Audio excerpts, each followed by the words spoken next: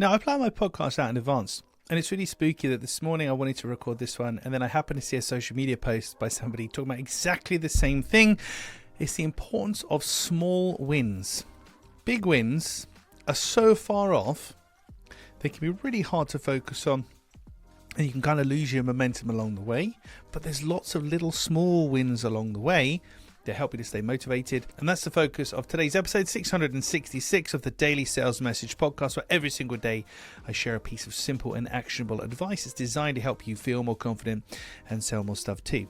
Now, in the context of business and sales and selling, celebrating the small wins could be a response to an email, a new lead.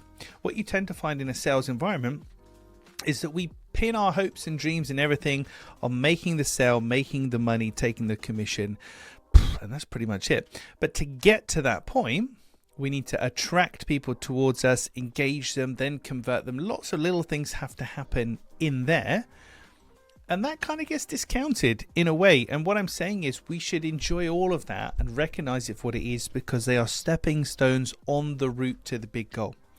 While I've been recording podcasts this morning, because yes, I do record them in batches because I can't do this every day. I'm not insane.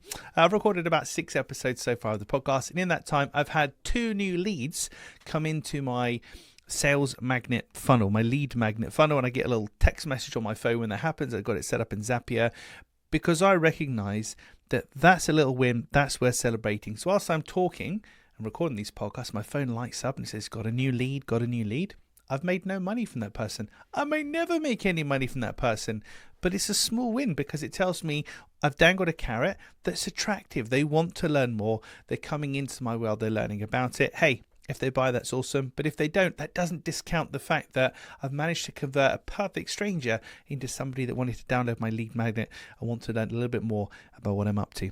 So think about, what are the small wins in your business? It could be lead magnet downloads, emails, subscribers, somebody just returning your call and being nice and saying, we're not interested, but good luck kind of thing. I get this on the DM sometimes, direct messages, where people say, not really interested at all, but good luck on your quest kind of thing. That's nice, isn't it? People being polite rather than just ignoring you or telling you to go away, or ruder words than that. So think about the smaller wins. Focus on those because they lead as stepping stones on the way to the big wins. If you only focus on the big wins, then everything is pretty much a disappointment until the big win.